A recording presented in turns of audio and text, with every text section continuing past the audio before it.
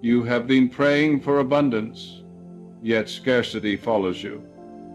You have been affirming love, yet loneliness remains. You have been visualizing health, yet the body does not respond as you hoped. And you wonder, why does the law not work for me? But here is the truth you must understand. The law has never stopped working, not for a single moment.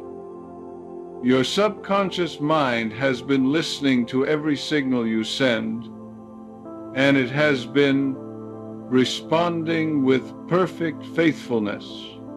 The difficulty is not that you are manifesting nothing.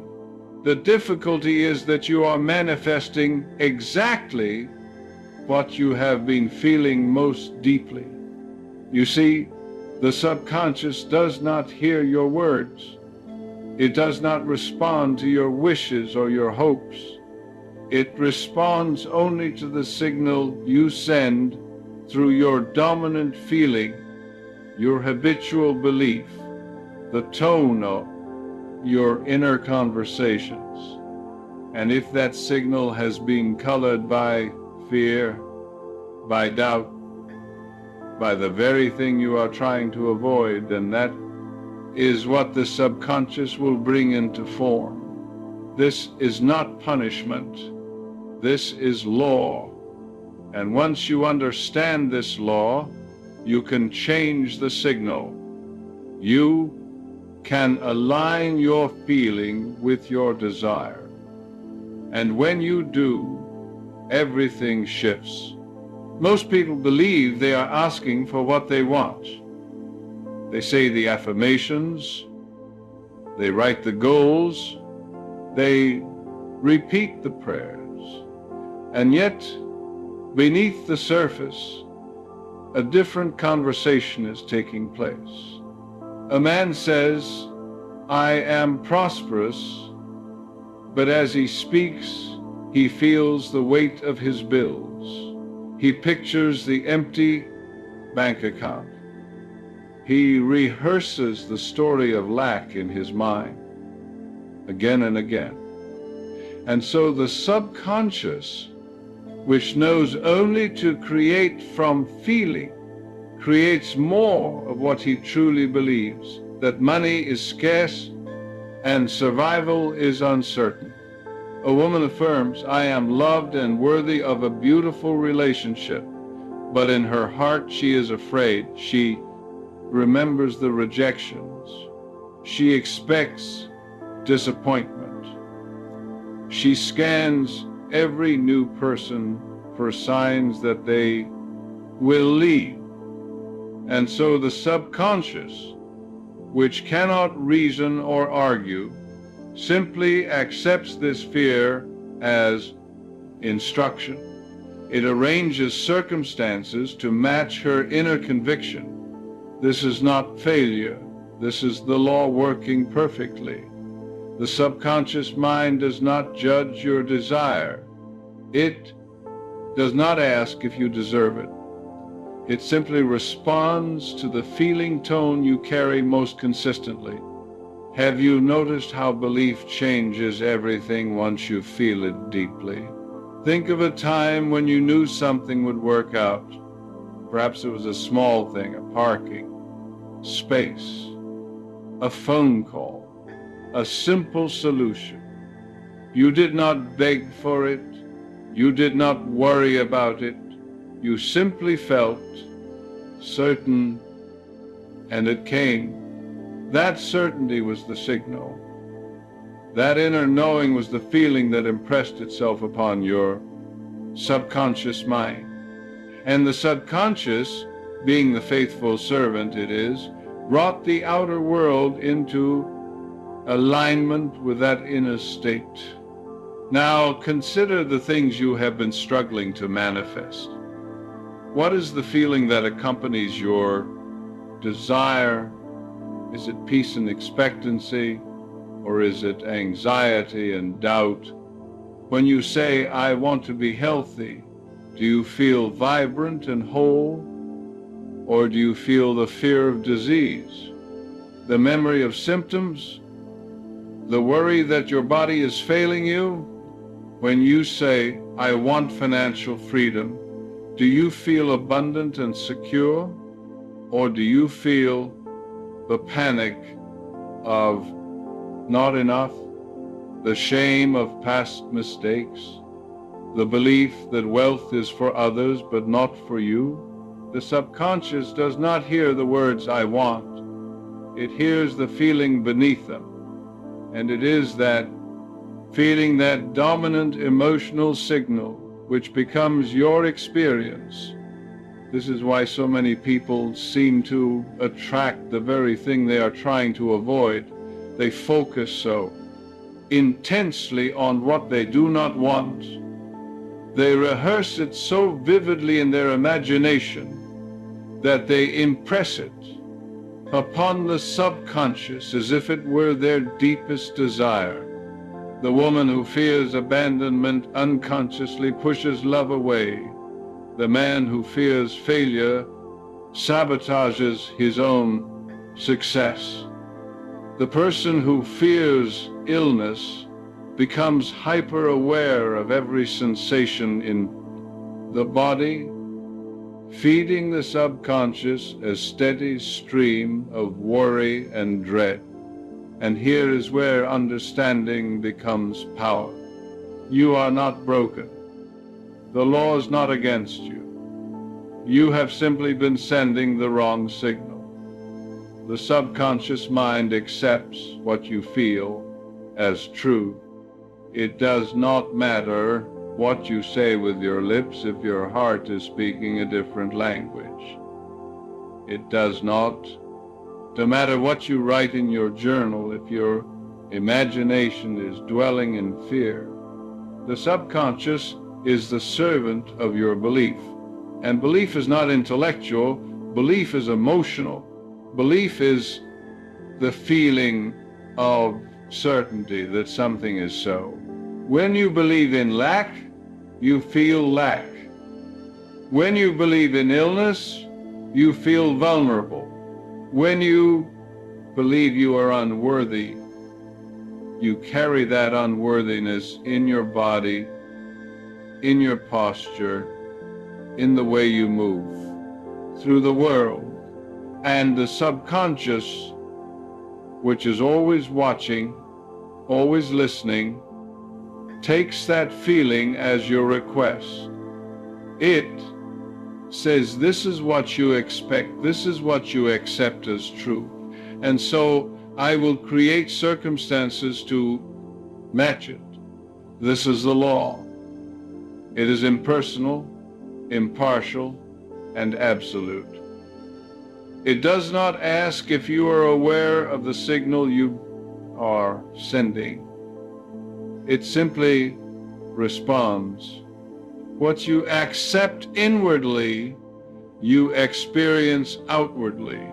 So how do you change the signal? You begin by becoming aware of the signal you have been sending. You observe your inner conversations.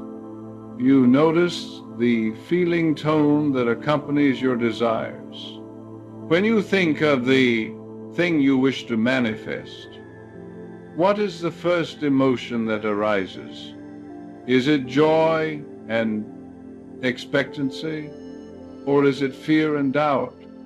If it is fear, you must gently redirect your attention. You must stop feeding the subconscious the image of what you do not want and begin impressing upon it the image of what you do want, not as a distant hope, but as a present reality. This is where the power of visualization becomes essential. Sit quietly, close your eyes, and instead of thinking about your desire, feel yourself already in possession of it. Do not imagine it in the future. Do not say, one day I will have this. Say instead, it is mine now. If you desire health, feel the vitality in your body. Feel the ease of movement, the clarity of mind, the deep sense of well-being. Do not picture yourself getting well. Picture yourself already well. If you desire abundance, feel the security of knowing your needs are met. Feel the freedom of giving generously, of making choices without fear. Do not imagine money coming to you. Imagine yourself already living from a consciousness of plenty. Can you sense that quiet certainty within you even now? This is not pretending. This is not denial. This is aligning your feeling with the truth of what you desire. It is instructing the subconscious in the language. It understands the language of emotion, of sensation, of felt experience. And when you do this consistently, when you return again and again to the feeling of the wish fulfilled, the subconscious begins to accept it as fact. It stops resisting. It stops arguing. It simply says, yes, this is what is true for you. And it begins to rearrange your outer world to reflect that inner conviction. But you must be vigilant, because the old signal wants to reassert itself. The old fear, the old doubt, the old story of lack, they are habits of thought. And habits do not disappear overnight. When you catch yourself dwelling on the problem, gently redirect. When you feel the familiar anxiety rising, pause and breathe. Return to the feeling of the wish fulfilled. Return to the inner state of already having what you desire. This is not effortful striving. This is gentle persistence. This is training the mind to rest in a new assumption. You may also use affirmations, but only if they are accompanied by feeling. Words without conviction are empty, but words spoken with faith, with the feeling of truth behind them, become powerful instructions to the subconscious. Say to yourself, I am provided for in ways seen and unseen. And as you say it, feel the relief, the gratitude, the certainty that it is so. Say to yourself, I am whole and radiantly healthy. And as you say it, feel the vitality, the strength, the perfect functioning of your body. Say to yourself, I am loved, I am valued, I am cherished. And as you say it, feel the warmth, the acceptance, the deep knowing that you are worthy.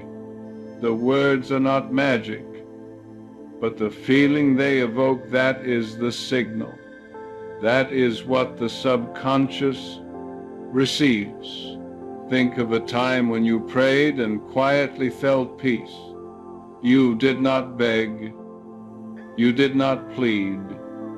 You simply knew that your request was heard, and you rested in that knowing. That is the state you must cultivate. That is the signal that changes everything. And when you do, you will notice something remarkable. The outer world begins to shift. Opportunities appear. Doors open. People respond to you differently. Circumstances that once felt fixed and immovable suddenly become fluid. This is not coincidence. This is the law in action. The subconscious, having accepted your new signal, is now working to bring your outer experience into harmony with your inner conviction. But you must remain faithful. You must not waver when the old conditions persist for a time. You must not return to the old signal simply because the outer world has not yet caught up to your inner change. Faith is imagination directed toward good. It is the willingness to dwell in the feeling of the wish fulfilled, even before you see the evidence. It is the quiet certainty that what you have accepted inwardly must, by law, come to pass outwardly. You are beginning to see how this law never fails. The subconscious mind is always listening. It is always responding. It never judges, never argues, never refuses. It simply creates from the signal you send. And now you understand that if you have been manifesting the wrong thing, it is only because you have been sending the wrong signal. Not intentionally, not consciously, but habitually, through the feeling tone of your thoughts, through the dominant belief you carry. But this is not a reason for regret. This is a reason for hope. Because if the subconscious has been faithfully responding to a signal of fear and lack, it will respond just as faithfully to a signal of faith and abundance. The law does not change, only the signal changes. And so you begin again, not with force, not with desperation, but with gentle, persistent clarity. You impress upon your subconscious the feeling of already having what you desire. You dwell in that feeling. You return to it again and again until it becomes natural, until it becomes your new habitual state. And when you do, the outer world must follow. This is not hope, this is law. What you accept inwardly, you will experience outwardly. You are not at the mercy of circumstances. You are the creator of them through the signal you send to the infinite power within you. Change the signal, and you change your life. Rest in this truth. Trust in this law. And let the subconscious do what it does so perfectly, bring into form the feeling you have accepted as real. All is well.